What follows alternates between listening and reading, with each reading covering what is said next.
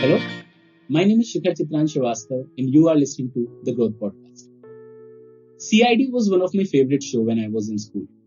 The character I was very much attracted to was Dr. Salunke.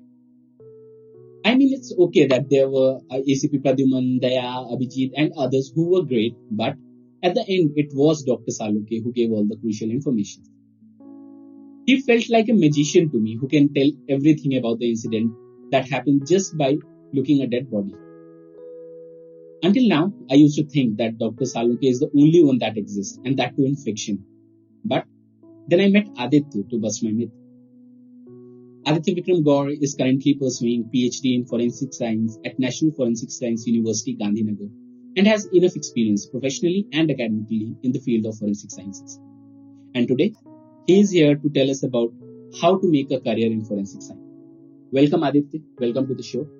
Hi Shikhar. Hello everyone. My name is Aditya Gaur and I am pursuing my PhD in forensic sciences, and area of my specialization are forensic biology and toxicology.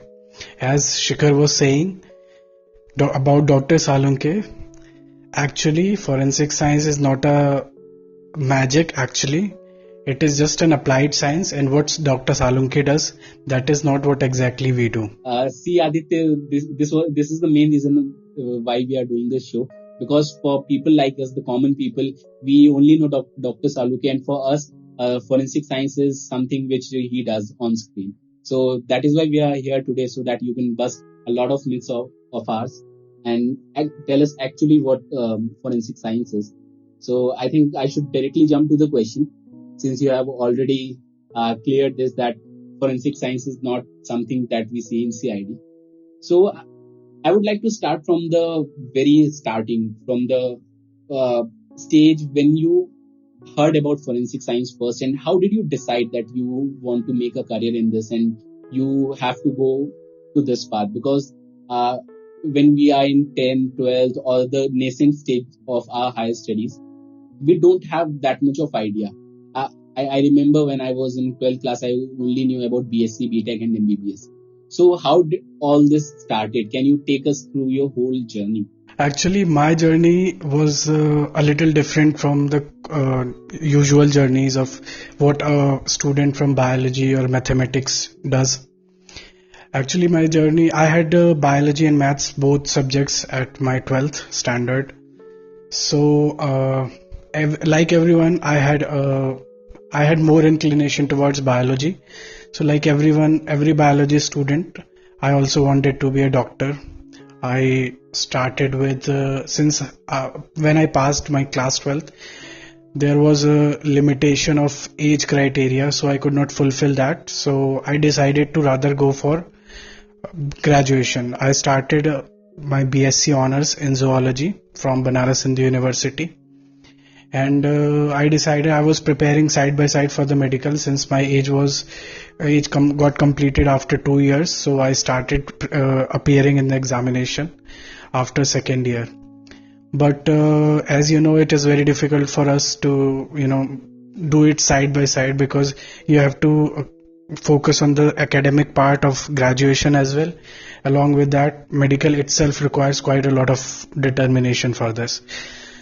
So after third year got completed, I decided to take a drop for medical. And while I was completing my graduation, I was also looking for other subjects for the backup, because entrances या competitive exams जो भी होते हैं, they are not very easy, because whatever we are doing, whatever we are trying, there's a huge competition in that. So you should always look for some alternative which is of your interest and which you can achieve with whatever caliber you have. So during my graduation studies, I got to know about this subject, forensic science. I used to watch a lot of crime shows. So from there I got to learn that there are crime scene investigators. There are specialists who are forensic scientists, which specialize in this criminal investigation part. Forensic science, if you ask me, it is what I define it is as a fascinating science.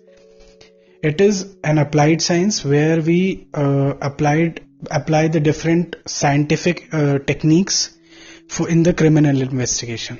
That is exactly what the forensic science is. So from there I decided, and I was looking for the different colleges. Since I was a BHU graduate, so I was looking for a university which is of the same standard. But this course is not very common in all the universities. So BHU had this subject. It started in 2016. So I got admission in 2017. Sorry to interrupt you, Aditya, but if you can tell us what was your subject in BSc and from where Yeah, I you already did told you, na, BSc honors in zoology from Banaras Hindu University, that I have already mentioned. So later, during that time only, I decided to go into this course. It started in 2016 when I was preparing medicals. So when I got to know about this course, the structure of the course, the syllabus, काफ़ी interest आया मुझे वो सब चीज़ें देखने के बाद, उसका स्ट्रक्चर. तो मैंने ज़्यादा फिर परस्यू नहीं किया उस पॉइंट ऑफ टाइम पे. मैंने BHU का एंट्रेंस दिया, क्वालिफाई हुआ, मैंने एडमिशन लिया, and then I completed my masters from there. Hearing from the start to the end, I can see your encounter was actually accidental, because like every other person, you were also preparing for the MBBS or medical examinations, but this came accidentally, right? Not exactly accidental, but I had to have a backup, because medical is not that easy, and when I did not get into it, so before that only, it's not कि मतलब मैंने बस नहीं कोई option था इसलिए वो लिया. मैंने बैकअप पहले से ही सोच रखा था, मुझे उसमें इंटरेस्ट था. Everyone has, like you also must be watching crime shows, right? So it is very interesting, how these people work, how these techniques they apply, and एक चुटकी में और बहुत ही सिंपल तरीके से वो आइडेंटिफाई कर लेते हैं, जो कि सामने वाला ये सोचता भी नहीं कि मैं कभी पकड़ा जा सकता हूँ. Since you mentioned that you gave entrance for MSc and you got selected and you started pursuing, so take me to the graduation level. If someone wants to opt for forensic science career, so brief me, what options does he have in terms of university, courses, eligibility, starting from the graduation itself? See, as I told you, there are not a lot of universities that offer these courses, but in recent years, if you see, तो काफ़ी सारी universities ने, since it is a demanding subject now these days, so बहुत सारी universities ने graduation level पे start किया है, including private and government both. But what I suggest is you should not go for graduation in forensic sciences, because there are a lot of jobs in which the eligibility criteria is that you require to have a core subject at graduation level like zoology, botany, chemistry, like these. But अगर आप VSc forensic science कर लेते हो तो आप अपने आप को लिमिट कर ले रहे हो एक चीज़ के लिए. आपके पास मास्टर्स करने का ऑलरेडी एक ऑप्शन है, आप मास्टर्स फॉरेंसिक साइंस करते हो तो वो आपके लिए इफेक्टिव होगा. क्योंकि आप उसके बाद भी फॉरेंसिक इन्वेस्टिगेशन में जा ही सकते हो, और साथ के साथ आपका ग्रेजुएशन में डिफरेंट सब्जेक्ट होने का एक अलग फायदा है. बट जिन्होंने डिसाइड कर रखा है कि मुझे फॉरेंसिक में ही जाना है, उसी फील्ड में स्पेशलाइज करना है, तो उनके लिए ग्रेजुएशन लेवल पे भी फॉरेंसिक साइंसेस के कोर्सेज अवेलेबल हैं. तो फॉरेंसिक साइंस के कोर्सेज की अगर मैं बात करूं तो हम डिवाइड कर सकते हैं प्राइवेट और गवर्नमेंट यूनिवर्सिटीज़ में. तो प्राइवेट यूनिवर्सिटीज़ में जो टॉप यूनिवर्सिटीज़ हैं, जैसे एमिटी यूनिवर्सिटी हो गई, गलगोटियाज यूनिवर्सिटी हो गई, Gurugram, NCR, Delhi NCR regions में कई सारी प्राइवेट यूनिवर्सिटीज़ हैं जो कि फॉरेंसिक साइंस के कोर्सेज ऑफर करती हैं, या graduation as well as masters.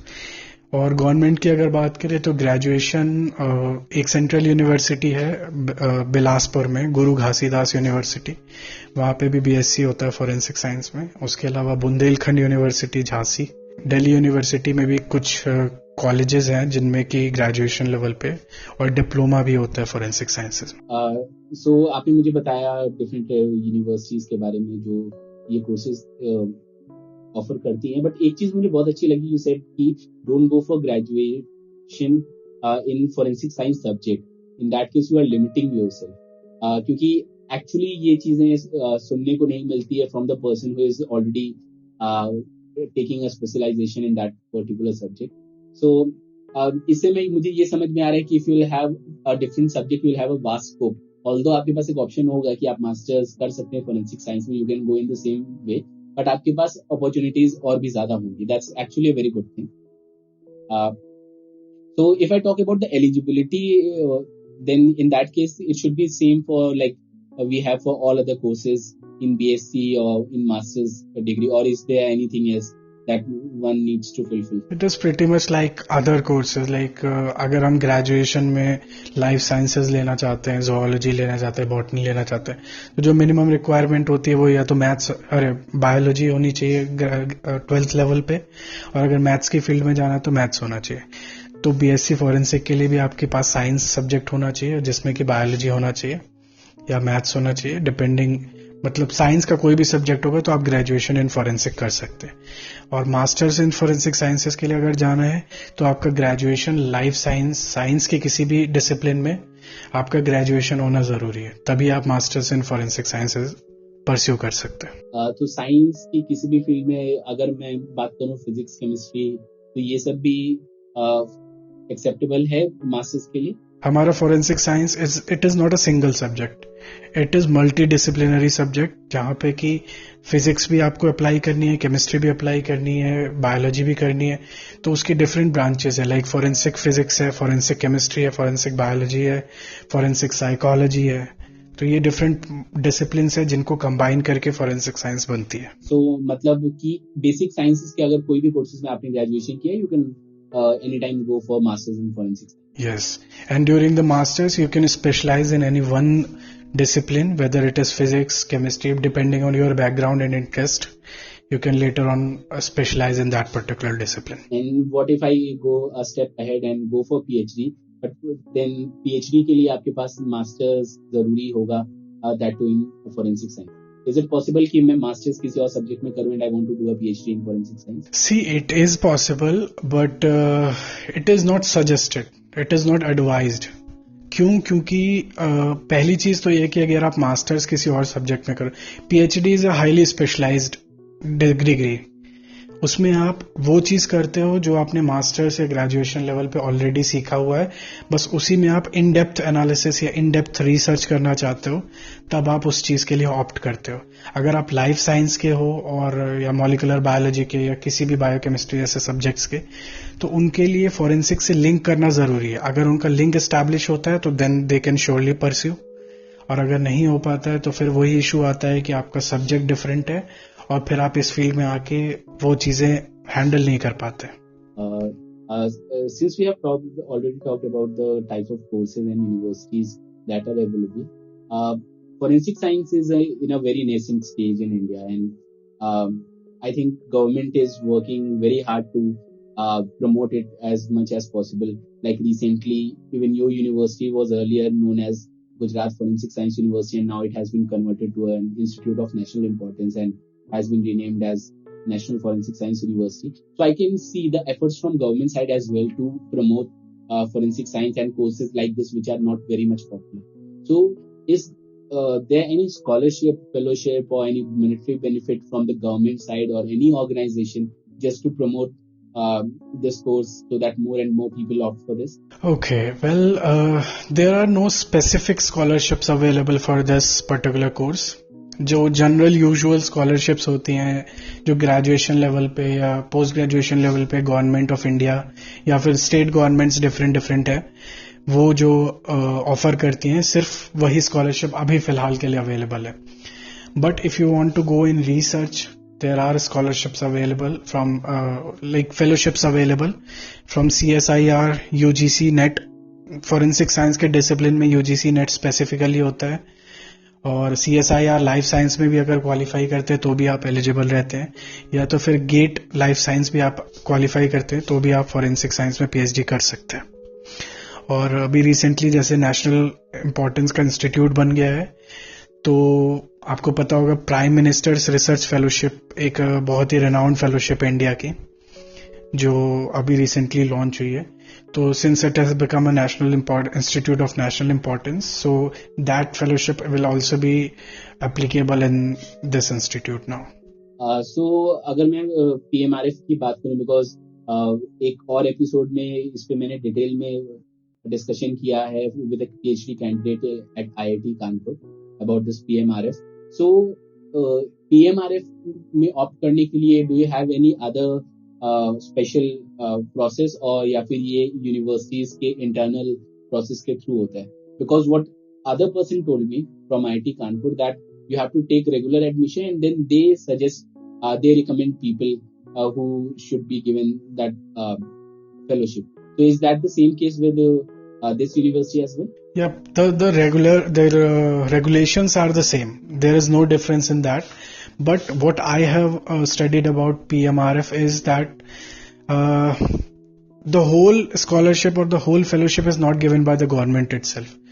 उसमें ऐसा होता है कि आप पब्लिक प्राइवेट सेक्टर का कोलैबोरेशन होता है, जिसमें कि कोई एक प्राइवेट सेक्टर भी आपके साथ एसोसिएट होता है और आप उसके साथ मिलके एक प्रोजेक्ट पे काम करते हो, और उसके लिए गवर्नमेंट और प्राइवेट सेक्टर मतलब जो भी है उसका कंबाइन करके आपको स्कॉलरशिप मिलती है.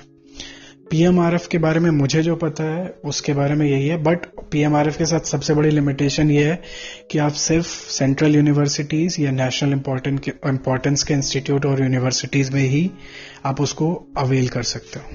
So since we have already known about the courses, the scholarship, the monetary benefits and all, I want to go a step ahead and want to know कि अगर एक बार जब मेरा एजुकेशन इसमें पूरा हो जाए, what are the career options for me? What after studying forensic science, what can I do in industry? How can I contribute? That's a very interesting question. See, what हमें क्या है, हमें बहुत ही मतलब जो हम देखते हैं हमें बस उसके बारे में ही पता होता है. हम बहुत सारी चीजें होती है जिनके जो बिहाइंड द कर्टेन होती है जिसके बारे में नहीं पता लगता लोगों को. तो forensic science is not just about criminal investigation. It is like a normal subject जो कि किसी भी यूनिवर्सिटी लेवल पे पढ़ाया जाता है. आपके साथ फोरेंसिक साइंस करने में एडवांटेज ये है कि आप फ्रीलांसर बन के भी काम कर सकते हो. तो एज यूजुअल आप एकेडमिक्स में जा सकते हो. First of all you can be an assistant professor in forensic science. There are government and private universities available for applications. Apart from that, if you want to pursue research, then as I told कि आप CSIR, UGC, GATE किसी भी JRF की scholarship avail करके, या आपके पास scholarship नहीं भी है तो यूनिवर्सिटीज अपने एंट्रेंस कंडक्ट कराती है, but in that case you may or may not be eligible for the scholarship. Research का हो गया. फिर थर्ड है आप लैब वर्क में जा सकते हो, जो एक्चुअल में जो फॉरेंसिक साइंस का एप्लीकेशन जहां पे होता है, जो डिफरेंट टाइप के क्रिमिनल इन्वेस्टिगेशन होते हैं, डिफरेंट टाइप के. एक फॉरेंसिक लैब जो होता है वो बहुत सारे डिपार्टमेंट से बन के होता है जैसे मैंने पहले बताया, और हर एक डिपार्टमेंट में स्पेशलाइज्ड उनको कैंडिडेट्स चाहिए होते हैं. तो आपने जिसमें भी स्पेशलाइजेशन किया है at the end of your masters, तो आप उस पर्टिकुलर को डिसिप्लिन के लिए आप एलिजिबल हो सकते हो. तो 3 चीजें ये हुई. इसके बाद रिसर्च का जो फ्रीलांसिंग का मैंने बताया, तो अगर आप डॉक्यूमेंट्स, फिंगरप्रिंट्स, इन चीजों में स्पेशलाइजेशन करते हो तो कोर्ट के केसेस आप डायरेक्ट मतलब एनालिसिस के लिए आपके पास आ सकते हैं. कोई प्राइवेट फर्म से आप एसोसिएट हो सकते हो जहां पे कि आप फॉर्जरी, डॉक्यूमेंट फॉर्जरी से रिलेटेड, फिंगरप्रिंट से रिलेटेड, किसी भी तरीके के इन सब चीजों से रिलेटेड, ये भी फॉरेंसिक साइंस के जो डिसिप्लिन है इनमें भी आप काम कर सकते हो फ्रीलांसिंग के तौर पे या किसी प्राइवेट फर्म से अटैच होके. और प्राइवेट फॉरेंसिक लैब्स भी हैं कई सारे जहां पे कि एनालिसिस का काम होता है. सो जो भी आपने ऑप्शंस बताए they are very specific to this forensic science field. But जैसे बाकी सारे फील्ड्स में ऑप्शंस होते हैं गवर्नमेंट सेक्टर में, प्राइवेट सेक्टर में, एंड इवन फॉरेन कंट्रीज में भी ऑप्शंस होते हैं जो बहुत कॉमन अपॉर्चुनिटीज होती है. तो क्या ऐसी अपॉर्चुनिटी फॉरेंसिक साइंस में भी है, so that I can do a regular government job or private, I can join a private company or I can go for foreign work? See, अभी रिसेंटली इसी चीज के रिगार्डिंग एक कैंपेन लॉन्च किया है फॉरेंसिक साइंस स्टूडेंट्स ने. Since आपको भी पता होगा कि यूपीएससी में कुछ स्पेसिफिक सब्जेक्ट्स हैं जो कि आप ऑप्ट कर सकते हो अपना सिलेक्टेड इलेक्टिव पेपर के तौर पे. तो उसमें zoology, botany, chemistry ये सब बहुत सालों से चला आ रहा है. Forensic science if you talk तो इंडिया में ऐसा नहीं है कि बहुत ही नया है, वो बहुत सालों से चल रहा है. सबसे पुराना जो स्टैब्लिश हुआ है वो डॉक्टर हरि सिंह गौर यूनिवर्सिटी है सागर में, सेंट्रल यूनिवर्सिटी, वहां पे स्टार्ट हुआ था काफी साल पहले, आई थिंक 1950-60 के अराउंड. तो ऐसा नहीं है कि नया सब्जेक्ट है, सब्जेक्ट काफी पुराना है. तो इसी के रिगार्डिंग फॉरेंसिक साइंस स्टूडेंट्स ने मांग उठाई है कि यूपीएससी में उस सब्जेक्ट को ऐड किया जाए. तो जो नॉर्मल गवर्नमेंट जॉब्स हैं, जो फॉरेंसिक साइंस के स्पेशलाइज्ड गवर्नमेंट जॉब्स हैं, उनके लिए तो आप एलिजिबल हो. और अभी यूपीएससी के थ्रू अगर आप सी सैट वाला एग्जाम देते हो तो उस केस में क्या है कि आप फॉरेंसिक साइंस को ऑप्ट नहीं कर सकते क्योंकि अभी वो लिस्ट में मेंशन नहीं है. बट आई एम श्योर कि वो रिसेंट मतलब आने वाले ईयर्स में वो जल्दी ही अपडेट हो जाएगा, तो आप फॉरेंसिक साइंस को भी एज एन इलेक्टिव सब्जेक्ट आप चूज कर सकते हो. इसके अलावा जो स्टेट गवर्नमेंट के जॉब्स है कई सारे, जहां पे सिर्फ ग्रेजुएशन मांगता है कि आपके पास किसी भी डिसिप्लिन में ग्रेजुएशन होना चाहिए, जो पब्लिक सर्विस कमीशन के एग्जाम्स होते हैं, तो आपका BSc forensic science totally eligible है उनको उन जॉब्स के लिए, तो आप उनमें अप्लाई कर सकते हैं इजीली. और बात हुई फॉरेन की, तो फॉरेन में तो मुझे लगता है इंडिया से ज्यादा स्कोप है. बट फॉरेन में जाने के लिए आपको केवल डिग्री मायने नहीं रखते, आपने एक्स्ट्रा उसमें क्या काम किया, आपने कितने पेपर्स पब्लिश किए हैं, कितना आपने कॉन्फ्रेंसेस में प्रेजेंटेशंस दी हैं, क्या आपने कुछ नया इन्वेंशन किया है या कुछ इस चीज से रिलेटेड आप डिफरेंट काम करते हो, तो आपके पास अपॉर्चुनिटी आती है करने की. बट अगर आप रिसर्च में जाना चाहते हो तो मतलब मैं कंपैरेटिवली बोलूंगा कि ज्यादा ऑप्शंस अवेलेबल रहते हैं, क्योंकि US, UK, Australia, New Zealand, these are some of the countries where you can find more number of researches going on in the field of forensic sciences. So there are a lot of opportunities available there.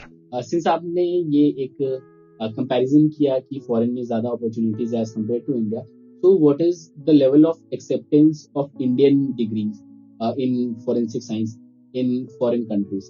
अगर मैं एक Indian graduate या post graduate या even PhD हूँ and I am looking for opportunities in foreign, तो क्या मुझे वैसी acceptance मिलती है जैसी वहां के एक ग्रेजुएट या डिग्री होल्डर को मिलेगी? That is a really good question, Shikhar.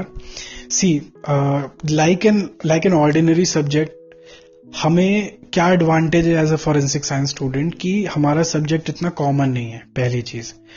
तो उस केस में क्या होता है, एक यहाँ बॉटनी जोलॉजी जो सब्जेक्ट है, अगर वो फॉरेन में अप्लाई करता है तो उसके एप्लीकेशन का जो रेशियो है वो बहुत ज्यादा होता है, क्योंकि एक सीट अगर है तो यहाँ से मान लो 500 स्टूडेंट्स अप्लाई कर रहे हैं, तो आपका चांसेस थोड़ा कम हो जाता है. दूसरी चीज, जहां तक डिग्री की बात रही, तो I will share my experience. I had applied to UCLan, University of Central Lancashire, UK. I applied for master of science in research in forensic genetics. तो वहां पे मैंने अपना ग्रेजुएशन के मार्क्स और मास्टर्स के मार्क्स सब शेयर किए थे उनसे, और you will be surprised, without even IELTS or TOEFL exam they had selected me, they had offered me a scholarship. And it's just कि वो 100% scholarship नहीं थी, and केवल ट्यूशन फी वेव ऑफ थी, तो इसलिए मैं ज्वाइन नहीं कर पाया. But yeah, there are, if you have good financial background, then you can surely go on. There are a lot of universities which will accept your degrees. And if you want to go to research also, then also your master's degree will be considered. Also, when I was talking about the government type of opportunities, आपने मुझे UPSC, NPSC के जो भी issues चल रहे हैं उनके बारे में बताया, but I wanted to know specifically about government departments where they have opportunity for forensic science students. कौन-कौन से government departments हैं या special post कौन सी है जहाँ जो स्पेशली फॉरेंसिक साइंस स्टूडेंट्स के लिए हो? सो सी, हम फॉरेंसिक साइंस में 2 एंट्री पॉइंट्स हैं. एक आप ग्रेजुएशन करके जाते हो, एक आप मास्टर्स करके जाते हो. तो ग्रेजुएशन करके जाते हो तो आप नीचे की पोस्ट से स्टार्ट कर सकते हो, साइंटिफिक असिस्टेंट या जूनियर साइंटिफिक असिस्टेंट की. ये डिफरेंट स्टेट में या डिफरेंट सेंट्रल इंस्टीट्यूट्स में मतलब उनकी जो पोजीशन है, एंट्री पॉइंट पोजीशन, वो डिफरेंट हो सकती है. कहीं जेएसए, कहीं सीनियर साइंटिफिक असिस्टेंट. तो फिर उसके बाद आप जब एक्सपीरियंस गेन करते जाते हो तो उसके अकॉर्डिंग प्रमोशन होता जाता है, सीनियर साइंटिफिक असिस्टेंट, फिर scientific officer which is a gazetted post, और उसके बाद फिर later on you can go on to become deputy director और डायरेक्टर। और अगर आप मास्टर्स करते हो तो मास्टर्स करने के बाद आपके पास ऑप्शन है, आप एक्सपीरियंस गेन करो लोअर पोस्ट पे, फिर आप सीधे हायर पोस्ट के लिए अप्लाई कर सकते हो, या फिर आप रिसर्च अगर कर रहे हो, आपके पास पीएचडी का रिसर्च एक्सपीरियंस है, तो आप सीधे साइंटिफिक ऑफिसर की पोस्ट के लिए अप्लाई कर सकते हो। कई स्टेट्स ऐसे हैं, जैसे महाराष्ट्र में मैंने काम किया है directorate of forensic sciences laboratory Mumbai में एज अ साइंटिफिक ऑफिसर, तो वहां पे उस स्टेट के रेगुलेशंस अलग है, वो केवल मास्टर्स अगर आपने किया है फॉरेंसिक में तो आप डायरेक्ट साइंटिफिक ऑफिसर के लिए एलिजिबल होते हो। ऐसे कई सारे स्टेट्स हैं जहां पे आपको एक्सपीरियंस रिक्वायर्ड नहीं है, but most of the states की, क्योंकि साइंटिफिक ऑफिसर एक हायर पोस्ट है, आपकी बहुत रेस्पॉन्सिबिलिटीज ड्यूटीज होती हैं, तो वहां पे वो जनरली एक्सपीरियंस कैंडिडेट्स को प्रेफर करते हैं। उसके अलावा अगर हम और दूसरी फील्ड्स की बात करें तो ऐसा नहीं है कि सिर्फ और सिर्फ फॉरेंसिक में ही जा सकते हैं। बहुत सारे केमिकल लेबोरेटरीज हैं, बहुत सारी, जैसे IITR है, Indian institute of toxicology research, वो लखनऊ में CSIR की लैब है। CSIR की कई सारी लैब्स है जिसमें टेक्निकल असिस्टेंट या टेक्निकल ऑफिसर की पोस्ट निकलती हैं, तो उसमें भी डिपेंडिंग ऑन द एलिजिबिलिटी जो फॉरेंसिक साइंस स्टूडेंट्स है वो अप्लाई कर सकते हैं। इसके अलावा बार्क का एक एग्जाम होता है, भाभा एटॉमिक रिसर्च सेंटर का, तो उसमें बायो साइंसेस का डिसिप्लिन होता है। तो अभी उन्होंने मतलब स्पेसिफाई तो नहीं किया है, but you can, since forensic science as an applied science, it can also be considered as a bio science, तो आप उसमें भी अप्लाई करके देख सकते हो। तो अगर आपका क्वालिफाई होता है रिटन एग्जाम में भी, इंटरव्यू में वो उसको कंसीडर करें। तो ऐसे बहुत सारे प्राइवेट और गवर्नमेंट लैब्स हैं जहां पे कि आपका जो भी आपने काम किया है वो मतलब मैटर करता है और वो उसके अकॉर्डिंग सिलेक्शंस करता है। आई थिंक आपने स्टार्ट से लेके एंड तक, starting from the courses and universities of scholarships and career options, आपने काफी सारी चीजें कवर कर ली। I want to know from your personal experience, how do you see the future of forensic science in India in coming years? आपको क्या लगता है कि आगे क्या स्कोप होने वाला है इसका, and why should people join this course? देखो, सबसे पहली तो बड़ी बात यह है कि जिस यूनिवर्सिटी से मैं PhD कर रहा हूँ, ये यूनिवर्सिटी बहुत ज्यादा पुरानी नहीं है, it's hardly 10 years old. So looking at that thing, इतनी जल्दी स्टेट यूनिवर्सिटी से नेशनल इंपॉर्टेंस की यूनिवर्सिटी होना अपने आप में ही इसकी प्रोग्रेस को दिखाती है, क्योंकि मुझे नहीं लगता कि कोई भी स्टेट यूनिवर्सिटी इतनी जल्दी सेंट्रल यूनिवर्सिटी में कन्वर्ट हुई होगी। तो ये तो क्लियर होता है इससे कि गवर्नमेंट जो है वो फॉरेंसिक साइंस पे जोर दे रही है। वो चाहती है कि जो भी पेंडिंग केसेस है, क्योंकि जितने भी पेंडिंग केसेस हैं उसमें बहुत ज्यादा रोल फॉरेंसिक साइंस का है, क्योंकि उसका प्रॉपर सैम्पलिंग नहीं होती है, प्रॉपर एनालिसिस नहीं होता है, जिसकी वजह से हम किसी क्रिमिनल को लिंक नहीं कर पाते हैं या किसी इनोसेंट पीपल को वो डिटरमाइन नहीं कर पाते हैं कि वो इनोसेंट है कि नहीं। तो ये फॉरेंसिक साइंस का मेरे पॉइंट ऑफ व्यू से। और दूसरी चीज कि आप किस पॉइंट पे स्टार्ट करते हैं, आप कितनी जल्दी प्रोग्रेस करते हैं, ये बहुत इंपॉर्टेंट है। आप फॉरेंसिक साइंस में experience is all that matters. तो अगर मैं अपनी बात करूं तो मैंने मास्टर्स 17 में किया, उसके तुरंत बाद मैंने central forensic science laboratory Chandigarh से ट्रेनिंग की बायोलॉजी डिवीजन में, और उसी के दौरान फिर मेरा पोस्टिंग हो गई साइंटिफिक ऑफिसर की पोस्ट पे मुंबई। तो आप अगर बैठोगे और एक्सपीरियंस नहीं गेन करोगे टाइमली तो फिर आप पीछे होते जाओगे, क्योंकि लाइक अदर डिसिप्लिन्स इसमें भी बहुत कंपटीशन है। और दूसरी चीज ये है कि आप जितनी जल्दी स्टार्ट करते हो एक्सपीरियंस गेन करना, आप उतनी हायर पोस्ट पे उतनी जल्दी पहुंचोगे। तो मेरा ये सजेशन रहेगा, जो भी अगर फॉरेंसिक साइंस फील्ड में आना चाहते हैं, तो पहली चीज मार्क करो आपकी कोर डिसिप्लिन में आपका ग्रेजुएशन होना चाहिए। लेटर ऑन आप मास्टर इन फॉरेंसिक साइंस कर सकते हो। उसके बाद आपके पास मल्टीपल फील्ड से आप सीधे लोअर पोस्ट पे अप्लाई करके आप जा सकते हो। फिर आप धीरे धीरे एक्सपीरियंस के साथ अपने आप प्रमोट होकर हायर पोस्ट पे जाओगे, या तो फिर आप मेरी तरह रिसर्च फील्ड में जा सकते हो, जहां से वो आपको एक्सपीरियंस काउंट होगा, and later on you can apply for scientific officer post. UPSC खुद भी जूनियर साइंटिफिक ऑफिसर और सीनियर साइंटिफिक ऑफिसर की पोस्ट निकालती है। साइंटिस्ट B, साइंटिस्ट C, इनकी भी पोस्ट निकलती है different central forensic science laboratories के लिए। तो वो भी आप अप्लाई कर सकते हो। और उसके लिए बट ये है कि कुछ क्राइटेरिया है कि आपको वो फिल करने हैं। उसमें कंपलसरी जो है एक्सपीरियंस है वो चाहिए होता है। तो ये 3 चीज़ें, मतलब 3 पॉइंट्स मैं हाईलाइट करूँगा, और मैं चाहूँगा कि जिसको भी फील्ड में आना है पूरे डेडिकेशन और पैशन से स्टार्ट करें, क्योंकि बहुत सारी चीज़ें हैं, बहुत कंपटीशन रहता है। कई बार आपको ये भी लग सकता है कि मतलब मेरा कोई फ्यूचर नहीं है, कोई स्कोप नहीं है इस चीज़ का, बट ऐसा नहीं है।